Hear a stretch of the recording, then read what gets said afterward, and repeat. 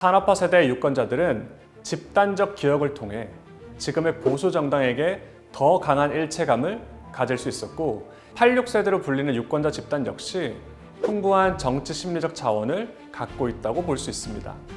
다만 산업화 세대와 달리 그 대상이 보수 정당이 아닌 바로 진보 정당, 건강이 좋지 못한 유권자들일수록 투표에 참여하기가 어렵다는 것이 최근 여러 연구들을 통해 밝혀지고 있습니다. 나이 든 세대에서는 잘 나타나지 않는 반면 주로 젊은 세대, 즉 MZ세대 유권자들 사이에서만 나타난다는 것이 최근 연구를 통해 확인되었습니다. 왜 그럴까요?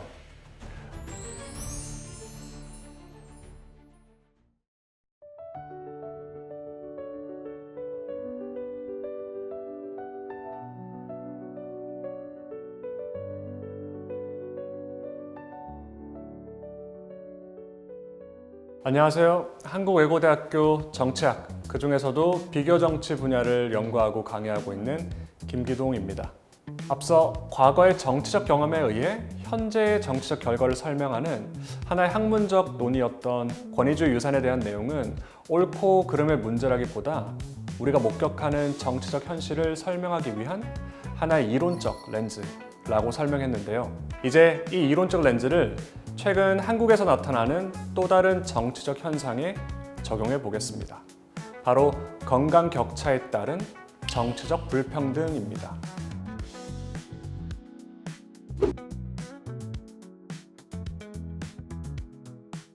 건강이 좋지 못한 유권자들일수록 투표에 참여하기가 어렵다는 것이 최근 여러 연구들을 통해 밝혀지고 있습니다. 건강이 좋지 못할수록 자신의 건강을 돌보느라 정치에 관심을 가지기가 어려울 수 있고, 심지어는 신체적 불편함으로 인해 투표소로 이동하는 것 자체가 어려워질 수 있기 때문입니다. 그런데 이러한 건강 격차에 따른 투표 참여의 불평등은 나이 든 세대에서는 잘 나타나지 않는 반면 주로 젊은 세대, 즉 MZ세대 유권자들 사이에서만 나타난다는 것이 최근 연구를 통해 확인되었습니다. 왜 그럴까요? 우리는 앞선 논의에서 제시된 이론적 렌즈를 통해 이 현상을 이해할 수 있습니다. 앞서 보셨듯이 권위주의 유산은 산업화 세대에서 나타나는 경향이 있었습니다. 그리고 그 결과 산업화 세대의 유권자들은 집단적 기억을 통해 지금의 보수 정당에게 더 강한 일체감을 가질 수 있었고, 이것은 풍부한 정치 심리적 자원으로서 작동될 수 있다고 논의했습니다. 그런데 이 정치 심리적 자원이 반드시 권위주의적 유산으로부터만 오는 것은 아닙니다. 386 세대로 불렸던, 이제는 86 세대로 불리는 유권자 집단 역시 풍부한 정치 심리적 자원을 갖고 있다고 볼 수 있습니다.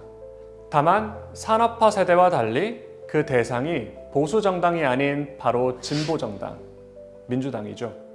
이들의 정치 심리적 자원은 권위주의 하에서의 집단적 기억에서부터 오기보다 민주화 이행기에 형성된 집단적 기억에서 오는 것으로 이해될 수 있습니다. 결론적으로 그 집단적 기억의 근원적인 토대가 어디서부터 오는지를 떠나 산업화 세대와 86 세대는 한국 정치의 양대 정당에게 각각 강력한 정치적 일체감을 형성하고 있기 때문에 많은 정치 심리적 자원을 갖고 있다고 볼 수 있습니다.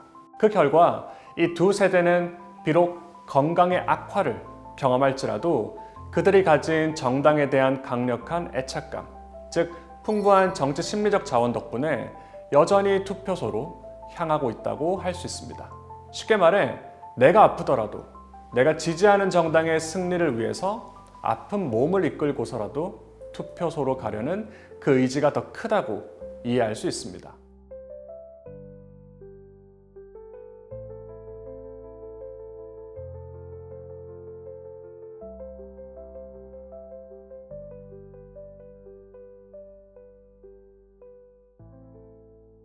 반면 산업화 세대와 86 세대에 비해 젊은 MZ세대는 한국 정치의 양대 정당 모두에 강력한 일체감을 형성하고 있지 않습니다. 다시 말해 청년 세대 유권자들은 정치 심리적 자원이 상대적으로 충분하지 않기 때문에 자신이 아프면 투표소로 가는 것이 더 어렵게 느껴질 수 있습니다. 그리고 그 결과 건강 격차에 의한 투표 참여의 불평등에 더 취약할 수 있습니다. 이러한 연구 결과는 한국 정치에서 세대 내 정치적 불평등뿐만 아니라 세대 간 정치적 불평등이 심화될 가능성을 강력히 시사합니다. 따라서 청년 세대에 대한 정부 정책의 필요성을 제기합니다. 첫째, 청년 세대의 투표 편의성을 제고할 수 있는 정책이 필요할 것입니다. 예를 들어 청년 세대가 주로 활용하는 스마트 기기를 통한 위치 기반 투표소 추천 앱을 개선하고 대기 시간이 적은 투표소를 실시간으로 안내하는 기능 등을 활성화시키는 것이 하나의 방법이 될 수 있을 것 같습니다.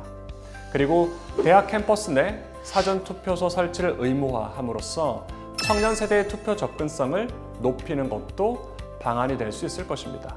둘째, 더 근본적으로는 많은 청년 세대 유권자들이 경험하고 있는 직종과 근로 환경이 그들의 건강 상태에 좋지 못한 영향을 미치고 있기 때문에 그러한 근로 환경을 개선하거나 맞춤형 의료 또는 복지 혜택을 강화할 필요가 있을 것입니다. 만약 이러한 노력이 이루어지지 않는다면 청년 세대들이 정치로부터 더 멀어질 수 있을 텐데 이는 결국 한국 정치의 미래에도 좋지 못한 결과를 야기할 것입니다.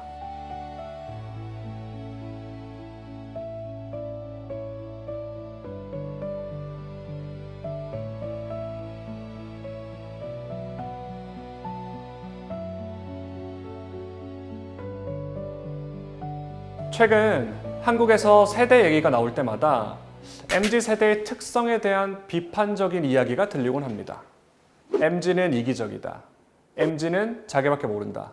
등의 이야기를 여러분들도 들어보셨을 것 같습니다. 그런데 정치학자인 저는 그러한 MZ세대의 특성을 비판적으로 보지 않고 오히려 낙관적으로 보고 있습니다. 전통적 가치를 중요시하는 기성세대의 관점에서 보면 MZ세대는 공동체보다 개인을 더 우선시하기 때문에 이기적으로 보일 수 있겠습니다. 그런데 저는 지금 우리 한국 정치가 경험하는 많은 문제들이 시간이 조금만 더 지나 MZ세대가 주된 유권자 집단으로 자리 잡으면 상당 부분 개선될 수 있고 결국에는 한국 정치가 한 단계 더 성숙할 수 있을 것이라고 생각합니다. MZ세대가 이기적이다 라는 말은 MZ세대 유권자들이 자신의 이익을 따지고 구분해낼 수 있을 뿐만 아니라 권리와 이익을 증진하기 위해 목소리를 내고 능력을 갖고 볼 수 있습니다. 유권자를 전제하는 민주주의 제도의 작동을 위해 매우 핵심적인 역량입니다. 예를 들어 지금의 MZ세대 내에서 크게 두드러지고 있는 젠더 갈등 역시 그러한 측면을 보여주는 것으로 이해될 수 있습니다. 비록 지금은 MZ세대가 젠더로 나눠져서 다소 갈등적인 모습을 보이기도 하지만 또 다른 정치 사회적 이슈, 예를 들어 연금개혁이나 불평등의 이슈가 향후 등장할 경우에는 그들은 기존의 세대 내 젠더 균열을 극복하고 정치적으로 하나의 목소리를 낼 수도 있을 것입니다. 왜냐하면 MZ세대 유권자들은 자신의 권리와 이익을 따지고 그것을 수호하기 위해 어떻게 목소리를 내야 할지 생각할 수 있는 합리적인 유권자이기 때문입니다. 따라서 시간이 흘러 나중에 이 MZ세대가 우리 사회에서 주된 유권자 집단으로 자리를 잡으면 한국의 정당과 엘리트들 역시 변화하게 될 것입니다. 지금은 한국의 양대 정당이 산업화 세대 또는 86세대와 공유된 기억을 통해 주로 유권자 정당 간의 연계를 유지하고 있습니다. 그러나 지금의 MZ세대는 양대 정당과 그러한 공유된 기억이 사실 없습니다. 그렇다면 과거에 공유된 기억이나 집단적 정체성이 아닌 대안적인 유권자와 정당 간 연계, 즉 제가 기대하는 바는 정책적 합리성에 근거한 연계가 형성될 수 있을 것이라 생각합니다. 한국의 정당 정치가 MZ세대에 의해서 정책 경쟁의 방향으로 변모할 수 있다면 지금의 갈등적인 정치가 극복될 수 있을 것입니다. 저는 그러한 낙관적인 기대를 가지고 있기 때문에 지금의 MZ세대 유권자들이 정치적으로 소외되지 않도록 장기적 관점에서 꾸준히 그들의 정치 참여를 유도할 필요가 있다는 것을 강조하고 싶습니다.